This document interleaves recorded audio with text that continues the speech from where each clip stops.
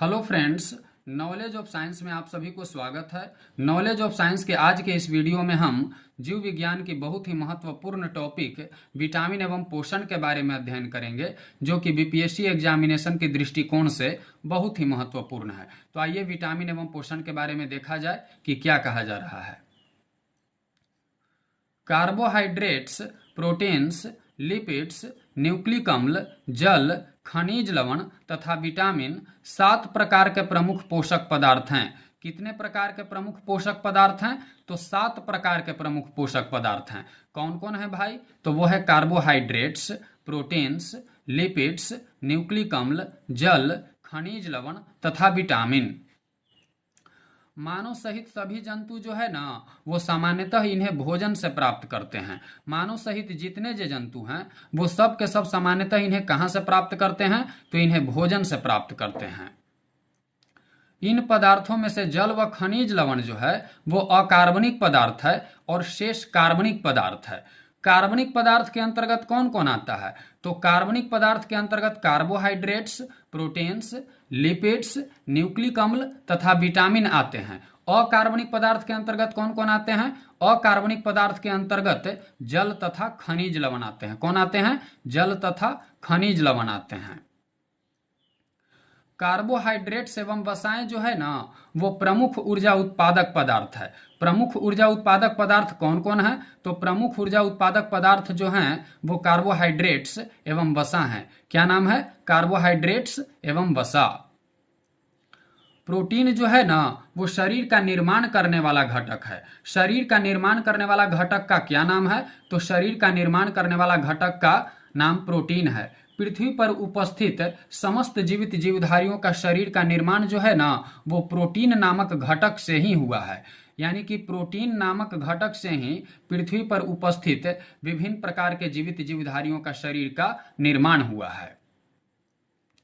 Vitamin, जल एवं खनिज लवण उपापचयी क्रियाओं का नियंत्रण व नियमन करते हैं। विटामिन, जल एवं खनिज लवण किस क्रियाओं का नियंत्रण व नियमन करते हैं? तो विटामिन, जल एवं खनिज लवण जो हुए ना, वो उपापचयी क्रियाओं का नियंत्रण व नियमन करते हैं। तो उपापचयी क्रियाओं का नियंत्रण व नियमन करने वाले कारक कौन कौन हैं? तो उपापचयी क्रियाओं का नियंत्रण व नियमन करने वाला घटक विटामिन, जल एवं खनिज लवण है। कौन कौन है? विटामिन, जल एवं खनिज लवण। कार्बोहाइड्रेट्स में 1:2:1 के अनुपात में कार्बन, हाइड्रोजन और ऑक्सीजन के यौगिक होते हैं, जिनका सूत्र होता है CH2O। कार्बोहाइड्रेट्स जो है ना, उसमें कार्बन 1 के अनुपात में होता है, हाइड्रोजन 2 के अनुपात में होता है तथा ऑक्सीजन 1 के अनुपात में होता है। ये एक यौगिक है। इसका सूत्र क्या होता है? इसका सूत्र होता है CH2O। किसका सूत्र होता है CH2O? यानी कि कार्बोहाइड्रेट्स का सूत्र होता है CH2O। वर्ष 1911 से 12 में पोलैंड के वैज्ञानिक कैसिमिर फंक ने पहली बार विटामिनों की अवधारणा का निरूपण किया। पहली बार विटामिनों की अवधारणा का निरूपण करने वाले वैज्ञानिक का क्या नाम है? तो पहली बार विटामिनों की अवधारणा का निरूपण करने वाले वैज्ञानिक के नाम कैसिमिर फंक है। क्या नाम है भाई? कैसिमिर फंक। यही कैसिमिर फंक नामक वैज्ञानिक जो थे ना, वो विटामिन शब्द का सर्वप्रथम प्रयोग किए थे। तो क्वेश्चन पूछेगा कि विटामिन शब्द का सर्वप्रथम प्रयोग किस वैज्ञानिक ने किए थे? तो विटामिन शब्द का सर्वप्रथम प्रयोग कैसिमिर फंक नामक वैज्ञानिक ने किए थे। किस वैज्ञानिक ने किए थे? कैसिमिर फंक नामक वैज्ञानिक ने किए थे। ये वैज्ञानिक कहाँ के रहने वाले थे? तो ये वैज्ञानिक पोलैंड के रहने वाले थे। कहाँ के रहने वाले थे? पोलैंड के रहने वाले थे। कौन ऐसा वैज्ञानिक है जिन्होंने विटामिनों की अवधारणा का निरूपण किया था? तो उस वैज्ञानिक के नाम है कैसिमिर फंक। कब किए थे? 1911 से 12 ईस्वी में। अब तक लगभग 20 प्रकार के विटामिन ज्ञात हो चुके हैं, जिनके 2 प्रमुख श्रेणियां हैं। अब तक लगभग कितने प्रकार के विटामिन ज्ञात हो चुके हैं? तो अब तक लगभग 20 प्रकार के विटामिन ज्ञात हो चुके हैं। कितने प्रकार के विटामिन ज्ञात हो चुके हैं? 20 प्रकार के विटामिन ज्ञात हो चुके हैं। इनकी कितनी श्रेणियां हैं? तो इनकी प्रमुख 2 श्रेणियां हैं। कौन कौन है भाई? तो पहला है जल में घुलनशील विटामिन और दूसरा है वसा में घुलनशील विटामिन। तो जल में घुलनशील विटामिन के अंतर्गत कौन कौन आते हैं? तो जल में घुलनशील विटामिन के अंतर्गत विटामिन बी एवं सी आते हैं। वसा में घुलनशील विटामिन के अंतर्गत कौन कौन आते हैं? तो वसा में घुलनशील विटामिन के अंतर्गत विटामिन ए, डी, ई एवं के आते हैं। जल में घुलनशील विटामिन के अंतर्गत कौन कौन आते हैं? तो जल में घुलनशील विटामिन के अंतर्गत विटामिन बी एवं विटामिन सी आते हैं। तथा वसा में घुलनशील विटामिन के अंतर्गत कौन कौन आते हैं? तो वसा में घुलनशील विटामिन के अंतर्गत विटामिन ए, डी, ई एवं के आते हैं। विटामिन जो है ना, उसको सहायक आहार कारक भी कहा जाता है। इस विचार को स्पष्ट करने वाले पहले वैज्ञानिक फ्रेडरिक गोलैंड हॉपकिंस थे। यानी कि फ्रेडरिक गोलैंड हॉपकिंस ने अपने विचार को प्रस्तुत किया और उस विचार में बताया कि विटामिन जो है एक प्रकार का सहायक आहार कारक है। किस वैज्ञानिक ने बताया कि विटामिन जो है वो एक प्रकार का सहायक आहार कारक है? तो उस वैज्ञानिक के नाम है फ्रेडरिक गोलैंड हॉपकिंस। क्या नाम है भाई? उस वैज्ञानिक के नाम है फ्रेडरिक गोलैंड हॉपकिंस। लैक्टोज जो है ना, वो एक प्रकार का प्राकृतिक शर्करा है। प्राकृतिक शर्करा का क्या नाम है? प्राकृतिक शर्करा का नाम है लैक्टोज। यही लैक्टोज एक डाइसैकेराइड कार्बोहाइड्रेट्स है जो दूध में पाया जाता है। लैक्टोज क्या है भाई? लैक्टोज एक प्रकार का डाइसैकेराइड्स कार्बोहाइड्रेट्स है। क्या है? Disaccharide carbohydrate. ये कहाँ पाया जाता है? ये दूध में पाया जाता है और इसकी हल्की मिठास का कारण है। दूध का हल्की मिठास का कारण कौन सा घटक है? तो दूध का हल्की मिठास का कारण दूध में पाया जाने वाला प्राकृतिक शर्करा जिसको लैक्टोज कहा जाता है, यही लैक्टोज है। यानी कि दूध में उपस्थित एक प्रकार का प्राकृतिक शर्करा जिसको लैक्टोज कहा जाता है, यही लैक्टोज की उपस्थिति के कारण दूध हल्का मीठा लगता है। यह गैलेक्टोज और ग्लूकोज से मिलकर बना होता है। लैक्टोज किससे मिलकर बना होता है? तो लैक्टोज जो है ना, वह गैलेक्टोज और ग्लूकोज से मिलकर बना होता है। कौन ऐसा घटक है जो गैलेक्टोज और ग्लूकोज से मिलकर बना होता है? तो उसका नाम है लैक्टोज। क्या नाम है भाई? उसका नाम है लैक्टोज। आइए अब हम प्रमुख विटामिन स्रोत व उनके कमी से होने वाले रोगों के बारे में अध्ययन करते हैं।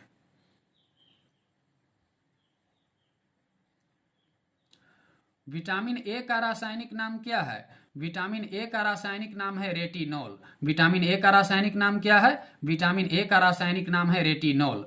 विटामिन ए की कमी से कौन सा रोग उत्पन्न होता है? इसकी कमी से रतौंधी, जीरोप्थैल्मिया, संक्रमण, त्वचा की कोशिका में परिवर्तन इत्यादि रोग उत्पन्न होता है। विटामिन ए का मुख्य स्रोत क्या है? विटामिन ए का मुख्य स्रोत है गाजर, हरी सब्जियां, दूध, मक्खन, अंडा, यकृत, मछली का तेल इत्यादि है। विटामिन बी1 का रासायनिक नाम क्या है? विटामिन बी1 का रासायनिक नाम थायमीन है। विटामिन बी1 का रासायनिक नाम क्या है? तो विटामिन बी1 का रासायनिक नाम थायमीन है। क्या है भाई? थायमीन। इसकी कमी से कौन सा रोग उत्पन्न होता है? तो इसकी कमी से शरीर में बेरी तथा वृद्धि रुकने जैसी रोग उत्पन्न होता है। विटामिन बी1 की प्राप्ति हम लोग कहाँ से कर सकते हैं? तो विटामिन बी1 की प्राप्ति हम लोग अनाज, फलिया, सोयाबीन, दूध इत्यादि से कर सकते हैं। विटामिन बी2 का रासायनिक नाम क्या है? विटामिन बी2 का रासायनिक नाम राइबोफ्लेविन है। विटामिन बी2 का रासायनिक नाम क्या है? तो विटामिन बी2 का रासायनिक नाम राइबोफ्लेविन है। राइबोफ्लेविन किसका रासायनिक नाम है? तो राइबोफ्लेविन जो है वो विटामिन बी2 का रासायनिक नाम है। इसकी कमी से शरीर में कौन सा रोग उत्पन्न हो जाता है? तो इसकी कमी से शरीर में किलोसिस नामक रोग उत्पन्न हो जाता है। कौन सा रोग उत्पन्न हो जाता है? किलोसिस नामक रोग उत्पन्न हो जाता है। इसकी प्राप्ति हम लोग कहाँ कहाँ से कर सकते हैं? तो इसकी प्राप्ति हम लोग पनीर, अंडे, यीस्ट, मांस, हरी पत्तेदार सब्जियां इत्यादि से कर सकते हैं। विटामिन बी3 का रासायनिक नाम क्या है? तो विटामिन बी3 का रासायनिक नाम नियासिन या निकोटिनिक अम्ल है। किसका रासायनिक नाम नियासिन या निकोटिनिक अम्ल है? तो वो है विटामिन बी3। विटामिन बी3 के कमी के कारण शरीर में कौन सा रोग उत्पन्न होता है? तो विटामिन बी3 के कमी के कारण शरीर में पेलाग्रा यानी कि चर्मग्राह नामक रोग उत्पन्न होता है। शरीर में पेलाग्रा यानी कि चर्मग्राह नामक रोग किस विटामिन के कमी के कारण उत्पन्न होता है? तो वो है विटामिन बी3। इसकी मुख्य स्रोत कहाँ से है? तो इसकी प्राप्ति हम लोग यीस्ट, मांस, मछली, अंडे, दूध, फलियां इत्यादि से कर सकते हैं। विटामिन B5 का रासायनिक नाम क्या है? तो विटामिन B5 जो है ना, उसका रासायनिक नाम पैंटोथेनिक अम्ल है। विटामिन B5 का रासायनिक नाम क्या है? विटामिन B5 का रासायनिक नाम पैंटोथेनिक अम्ल है। विटामिन B5 का रासायनिक नाम क्या है भाई? तो विटामिन B5 का रासायनिक नाम पैंटोथेनिक अम्ल क्या है? पैंटोथेनिक अम्ल। तो विटामिन B5 के कमी के कारण शरीर में कौन सा रोग उत्पन्न होता है? तो विटामिन B5 के कमी के कारण शरीर में चर्म रोग, वृद्धि कम, बाल सफेद इत्यादि रोग उत्पन्न होता है। इसका मुख्य स्रोत क्या है भाई? तो ये कहाँ से इसकी प्राप्ति हम लोग कर सकते हैं? तो विटामिन B5 का प्राप्ति हम लोग अंडे, दूध, मांस, मूंगफली इत्यादि से कर सकते हैं। विटामिन B6 का रासायनिक नाम क्या है? विटामिन B6 का रासायनिक नाम पायरिडॉक्सिन है। पायरिडॉक्सिन किसका रासायनिक नाम है? तो पायरिडॉक्सिन जो है ना, वो विटामिन B6 का रासायनिक नाम है। विटामिन B6 के कमी के कारण शरीर में कौन सा रोग उत्पन्न होता है? तो विटामिन B6 के कमी के कारण शरीर में रक्तक्षीणता, चर्म रोग तथा पेशीय ऐंठन संबंधी जैसे रोग उत्पन्न होता है। विटामिन B6 के कमी के कारण शरीर में कौन सा रोग उत्पन्न होता है? तो विटामिन B6 के कमी के कारण शरीर में रक्तक्षीणता, चर्म रोग तथा पेशीय ऐंठन संबंधी रोग उत्पन्न होता है। विटामिन B6 की प्राप्ति हम लोग कहाँ से कर सकते हैं? तो इसकी प्राप्ति हम लोग दूध, यीस्ट, अनाज, मांस इत्यादि से कर सकते हैं। विटामिन B7 का रासायनिक नाम क्या है? विटामिन B7 का रासायनिक नाम बायोटीन है। बायोटीन किसका रासायनिक नाम है? तो बायोटीन जो है ना, वो विटामिन B7 का रासायनिक नाम है। विटामिन B7 के कमी के कारण शरीर में कौन सा रोग उत्पन्न होता है? तो विटामिन B7 के कमी के कारण शरीर में चर्म रोग, बालों का झड़ना इत्यादि रोग उत्पन्न होता है। विटामिन B7 की प्राप्ति हम लोग कहाँ कहाँ से कर सकते हैं? तो इसकी प्राप्ति हम लोग मांस, गेहूं, अंडा, सब्जी, फल इत्यादि से कर सकते हैं। विटामिन B9 का रासायनिक नाम क्या है? विटामिन B9 का रासायनिक नाम फॉलिक अम्ल है। क्या नाम है भाई? फॉलिक अम्ल। फॉलिक अम्ल किसका रासायनिक नाम है? तो फॉलिक अम्ल जो है ना, वो विटामिन B9 का रासायनिक नाम है। फॉलिक अम्ल किसका रासायनिक नाम है? तो फॉलिक अम्ल विटामिन B9 का रासायनिक नाम है। विटामिन B9 के कमी के कारण शरीर में कौन सा रोग उत्पन्न होता है? तो विटामिन B9 के कमी के कारण शरीर में रक्तक्षीणता, कुंठित वृद्धि नामक रोग होता है। शरीर में रक्तक्षीणता तथा कुंठित वृद्धि नामक रोग किस विटामिन के कमी के कारण होता है? तो विटामिन B9 के कमी के कारण होता है। विटामिन B9 का रासायनिक नाम क्या है? तो विटामिन B9 का रासायनिक नाम फोलिक अम्ल है। क्या है भाई? फोलिक अम्ल। विटामिन B9 की प्राप्ति हम लोग कहाँ से कर सकते हैं? तो विटामिन B9 की प्राप्ति हम लोग हरी सब्जियां, फलियां, यीस्ट, मांस, अंडे इत्यादि से कर सकते हैं। विटामिन B9 की प्राप्ति हम लोग कहाँ कहाँ से कर सकते हैं भाई? तो विटामिन B9 का प्राप्ति हम लोग हरी सब्जियां, फलियां, यीस्ट, मांस, अंडे इत्यादि से कर सकते हैं।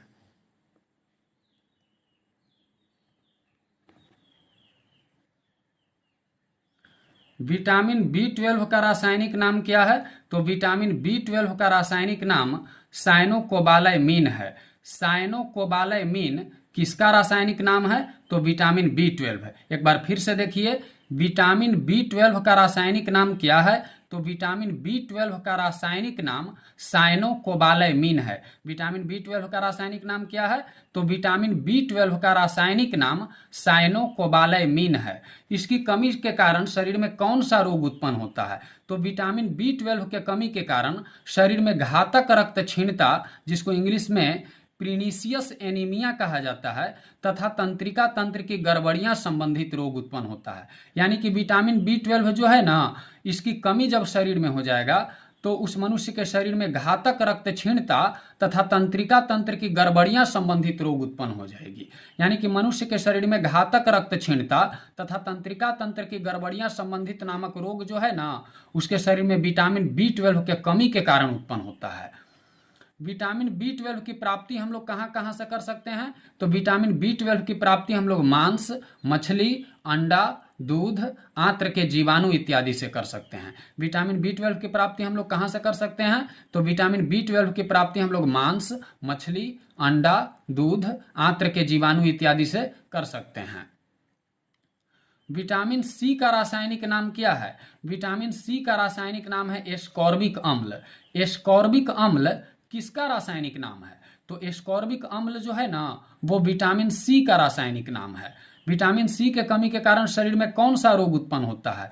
तो विटामिन सी के कमी के कारण शरीर में अस्कर्वी नामक रोग उत्पन्न होता है। कौन रोग उत्पन्न होता है? अस्कर्वी नामक रोग उत्पन्न होता है। अस्कर्वी नामक रोग किस विटामिन के कमी के कारण उत्पन्न होता है? तो अस्कर्वी नामक रोग जो है ना वो विटामिन सी के कमी के कारण उत्पन्न होता है। विटामिन सी का रासायनिक नाम क्या है?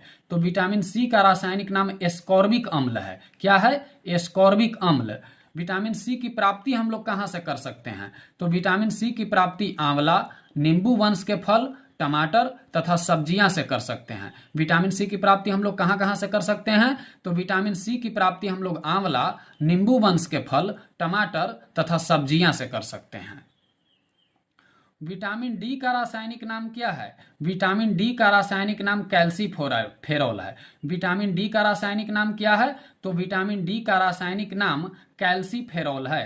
कैल्सीफेरॉल किसका रासायनिक नाम है? तो कैल्सीफेरॉल जो है वो विटामिन डी का रासायनिक नाम है। विटामिन डी के कमी के कारण शरीर में कौन सा रोग उत्पन्न होता है? तो विटामिन डी के कमी के कारण शरीर में सूखा रोग, जिसको रिकेट्स कहा जाता है, तथा ऑस्टियोमैलेशिया नामक रोग उत्पन्न होता है। शरीर में सूखा रोग यानी कि रिकेट्स तथा ऑस्टियोमैलेशिया नामक रोग किस विटामिन के कमी के कारण उत्पन्न होता है? तो वो है विटामिन डी। विटामिन डी का रासायनिक नाम क्या है? तो विटामिन डी का रासायनिक नाम है कैल्सीफेरॉल। विटामिन डी की प्राप्ति हम लोग कहां से कर सकते हैं? विटामिन डी की प्राप्ति हम लोग मक्खन, मछली का तेल, अंडा तथा सूर्य प्रकाश से कर सकते हैं। विटामिन डी की प्राप्ति हम लोग कहां कहां से कर सकते हैं? तो विटामिन डी की प्राप्ति हम लोग मक्खन, मछली का तेल, अंडा तथा सूर्य के प्रकाश से कर सकते हैं। विटामिन ई का रासायनिक नाम क्या है? विटामिन ई का रासायनिक नाम टोकोफेरॉल है। टोकोफेरॉल किसका रासायनिक नाम है? तो टोकोफेरॉल जो है ना वो विटामिन ई का रासायनिक नाम है। विटामिन ई के कमी के कारण शरीर में कौन सा रोग उत्पन्न होता है? तो विटामिन ई के कमी के कारण शरीर में जनन क्षमता की कमी हो जाती है, जननांग तथा पेशियां कमजोर हो जाते हैं। किस विटामिन के कमी के कारण शरीर में जनन क्षमता यानी कि रिप्रोडक्शन कैपेसिटी की कमी हो जाती है तथा जननांग एवं पेशियां कमजोर हो जाती है? तो वो है विटामिन ई। विटामिन ई का रासायनिक नाम क्या है? विटामिन ई का रासायनिक नाम है टोकोफेरॉल। क्या नाम है भाई? टोकोफेरॉल। विटामिन ई की प्राप्ति हम लोग कहां से कर सकते हैं? विटामिन ई की प्राप्ति हम लोग तेल, गेहूं, अंडे की जर्दी तथा सोयाबीन से कर सकते हैं। विटामिन ई की प्राप्ति हम लोग कहां कहां से कर सकते हैं भाई? तो विटामिन ई की प्राप्ति जो है हम लोग तेल, गेहूं, अंडे की जर्दी तथा सोयाबीन इत्यादि से कर सकते हैं।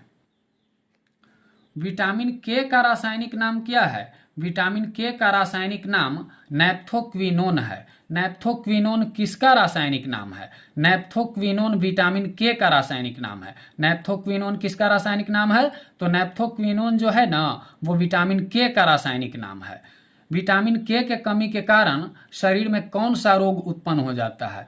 तो विटामिन के कमी के कारण शरीर में हीमोफीलिया नामक रोग उत्पन्न हो जाता है, जिसके कारण शरीर में कहीं चोट लगने पर या कटने फटने पर रक्त का थक्का नहीं बनता है। रक्त क्या नहीं बनता है? रक्त थक्का नहीं बनता है। ये हीमोफीलिया नामक रोग जो है ना एक प्रकार का आनुवांशिक बीमारी है। ये कैसा बीमारी है? ये आनुवांशिक बीमारी है। ये विटामिन के कमी के कारण उत्पन्न होता है तथा डीएनए में गड़बड़ी के कारण उत्पन्न होता है। विटामिन के की प्राप्ति हम लोग कहां से कर सकते हैं? तो विटामिन के की प्राप्ति हम लोग हरी सब्जियां, अंडा, सोयाबीन, आंत्र के बैक्टीरिया से कर सकते हैं। विटामिन के की प्राप्ति हम लोग कहां से कर सकते हैं भाई? तो विटामिन के की प्राप्ति हरी सब्जियां, अंडा, सोयाबीन, आंत्र के बैक्टीरिया से कर सकते हैं। एक बार फिर से देखिए, विटामिन के का रासायनिक नाम क्या है? विटामिन के का रासायनिक नाम नैप्थोक्विनोन है। नैप्थोक्विनोन किसका रासायनिक नाम है? तो नैप्थोक्विनोन जो है ना वो विटामिन के का रासायनिक नाम है। शरीर में विटामिन के कमी हो जाने के कारण क्या होता है? तो शरीर में विटामिन के कमी हो जाने के कारण शरीर में यदि कहीं आपको चोट लग जाएगा, छिला कटा जाएगा, तो रक्त आपका बहेगा, तो रक्त थक्का नहीं बन सकता है। यानी कि रक्त में थक्का बनने की जो प्रक्रिया है वो समाप्त हो जाती है विटामिन के कमी के कारण। विटामिन के की प्राप्ति हम लोग कहाँ से कर सकते हैं? तो विटामिन के की प्राप्ति हम लोग हरी सब्जियां, अंडा, सोयाबीन, आंत्र के बैक्टीरिया से कर सकते हैं।